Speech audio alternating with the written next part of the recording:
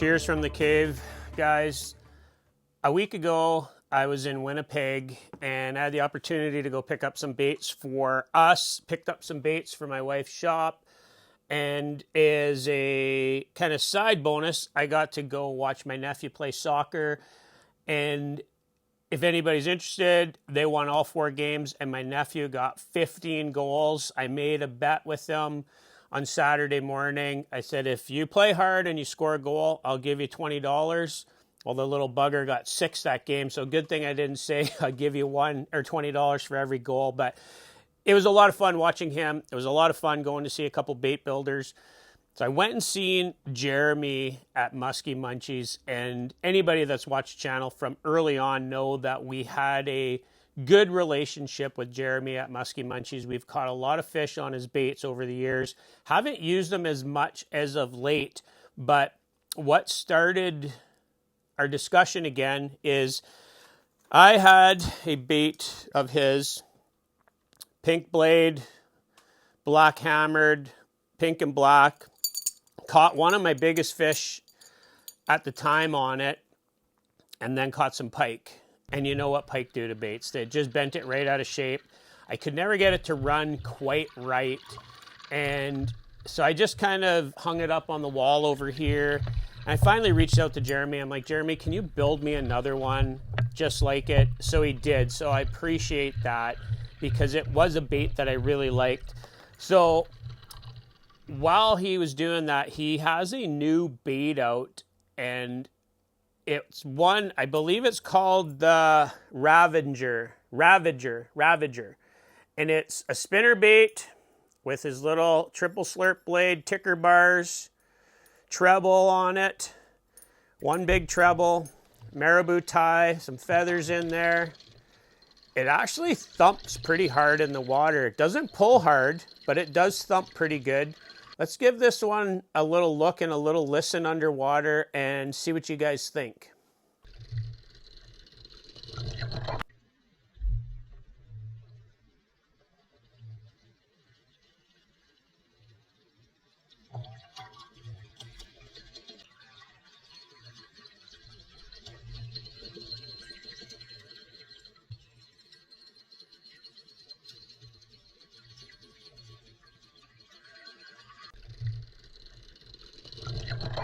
So this one does make quite a bit of noise.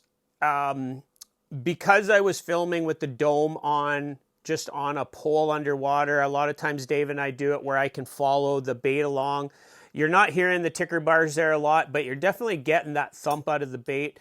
I like it, big profile. I think that's one. Obviously with the treble hook on the back, you're not going to be throwing that around weeds too much, but some of the rock spots or the outside edge of weeds, we'll definitely try that. And while I was at Jeremy's, kind of in his bait cave, and I threw it on him late. I was like, we should have did a segment here while I was in the city, but he wasn't really prepared. He's in a newer home, kind of getting stuff set up. I looked at a few of his baits that he had hanging there, and he had this little one here, black and nickel. Basically think like a MEPS number 5 or a number 6 or the little blue fox. Got like the little dinner bell on it, little hair tie. These are perfect kind of early season baits for Northwestern Ontario. And I looked at that and I was like, Jeremy, I got to buy one of those or pick one of those up from you. So I did. And you can see even just doing that, how unbalanced these baits are with that single blade. They really have a lot of thump for their size. So let's have a quick look at that one underwater. Obviously it's smaller bait. I'm using my bigger musky rod when I'm filming. When I'm throwing this in the early season, I would probably downsize a little bit. Even some of the bigger bass gear would work for stuff like this. You don't want to overpower it with heavy line and a heavy leader. So let's go have a quick look at that one. And I got one more I want to touch on from Musky Munchies.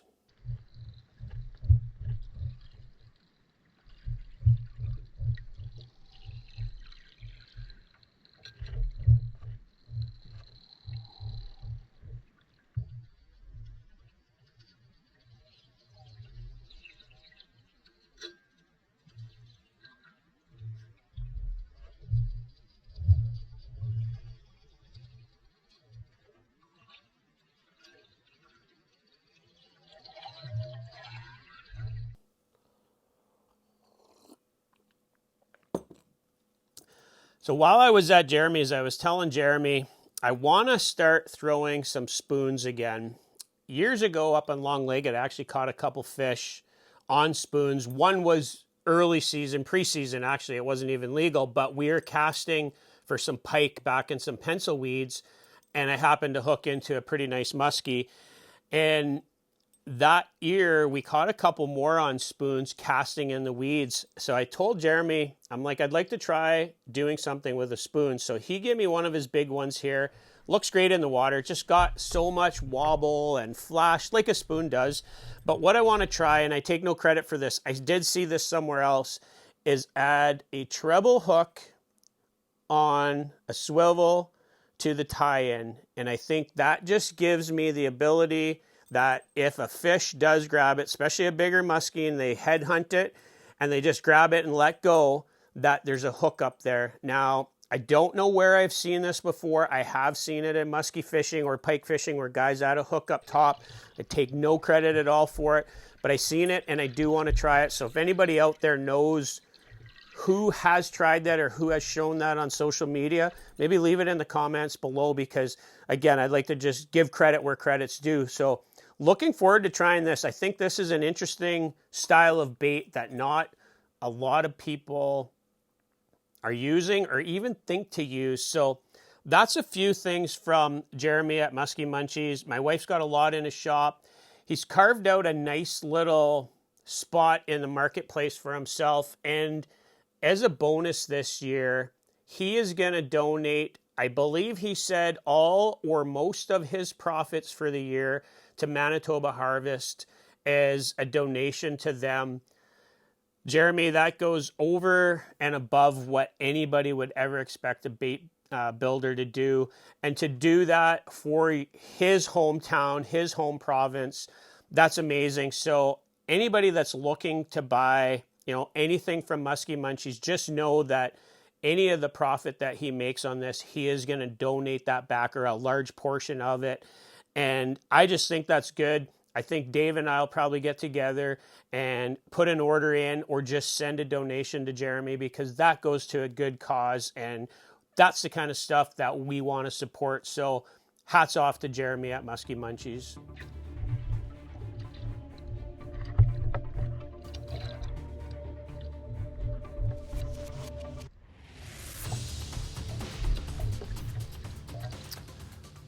The winter of 2024, Dave and I, a bunch of our family, are at a Winnipeg Jets game. And the same nephew that was playing soccer last weekend was actually going to be on the ice in between the first and second intermission with his Timbits hockey team. So we had a bunch of family watching Winnipeg Jets play Toronto, of all teams. And big atmosphere, really cool. My phone beeps and, I get a message from Jordan from Crunchtime Tackle. He's like, hey, you guys are in town. You got to stop by tomorrow. I got a package I want to send you guys with. I was like, okay, cool. Sounds good. I had never met Jordan before. Heard of his stuff kind of in passing. He's a newer bait builder. I think a lot of his stuff he's been doing for himself and a smaller group of friends.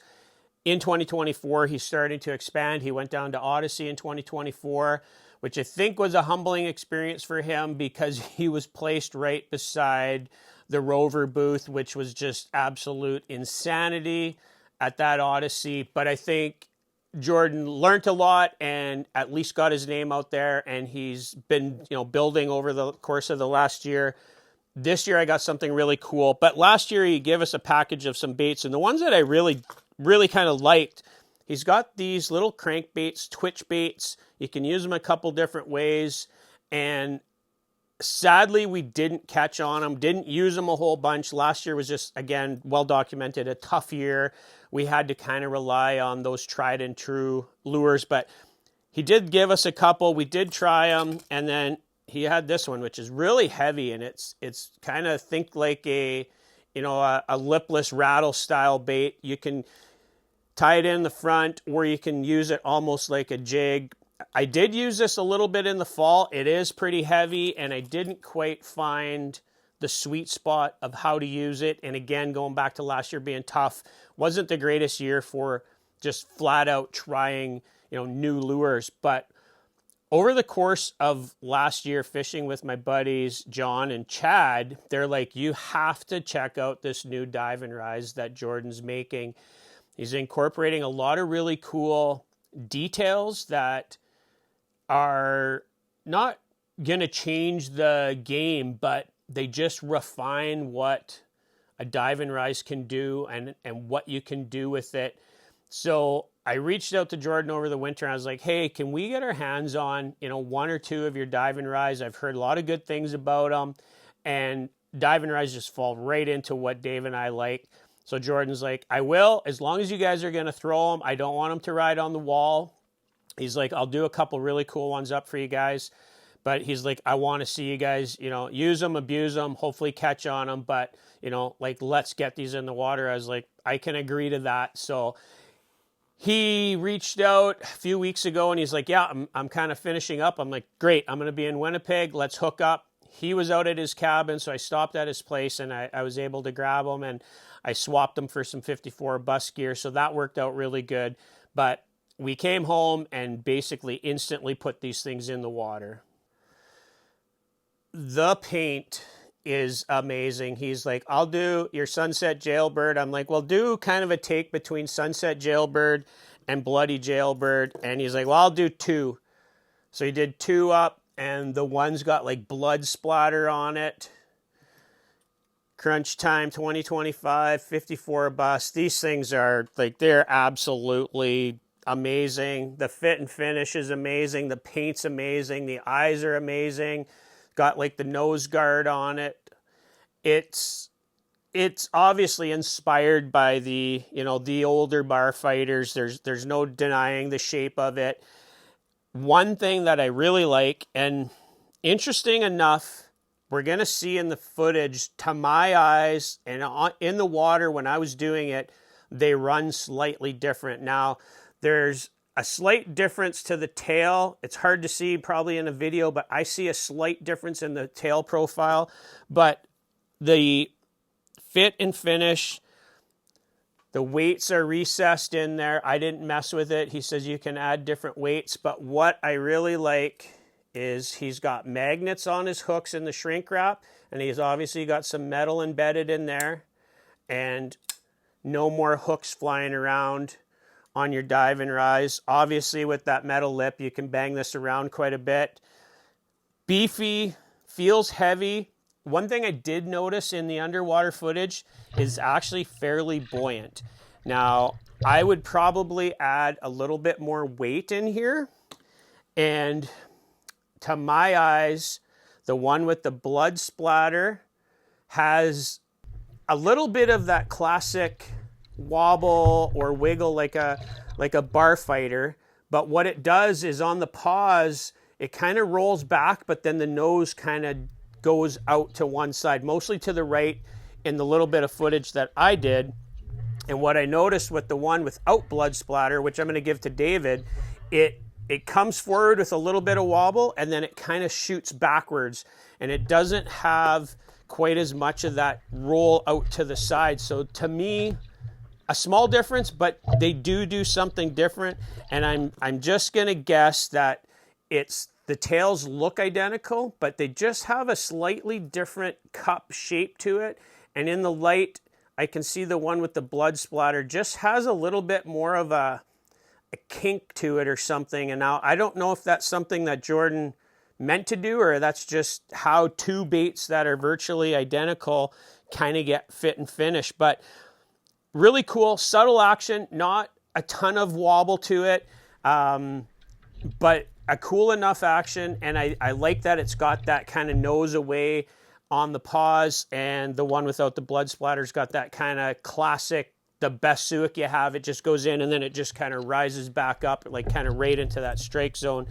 So a really cool take on that classic dive and rise.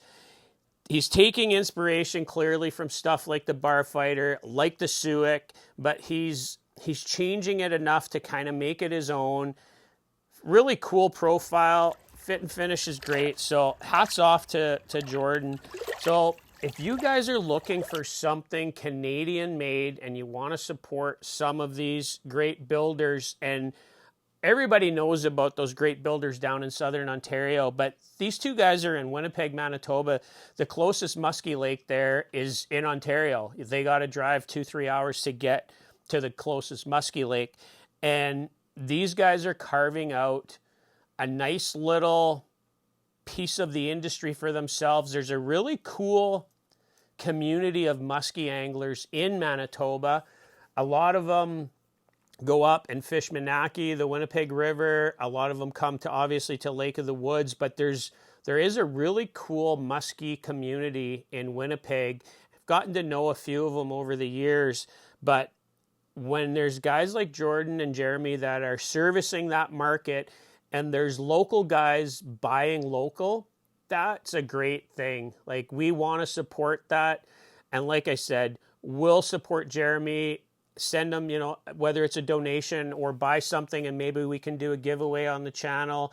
And Jordan did give us these two, but I have no problem, buying one or two more to help support somebody like him. He's just a small batch builder. I know he doesn't take, big orders and stuff like that. So anytime we can support these guys, I think it's great. So if you guys are looking for that made in Canada solution, if you guys are from Canada and you want to keep it here, if you guys are in the States and you're looking for something just a little bit different, check out Muskie Munchies or check out Crunchtime Tackle. Great guys.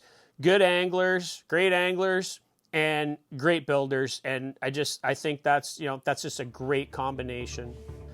Keeping the Team Canada theme alive. If you guys want to see some of the best Canadian builders in the best Canadian show, check out the video right here where we went to Odyssey 2024. We had all access to the floor. We got to go inside the booths, talk to the builders, see a lot of cool stuff. It was just an amazing experience. And if you guys want to support Canada, that's the place to look. There's just a list of great people in there. And for now, 54 buses out of here. We'll catch you guys out on the water in 2 weeks when musky season opens for 2025.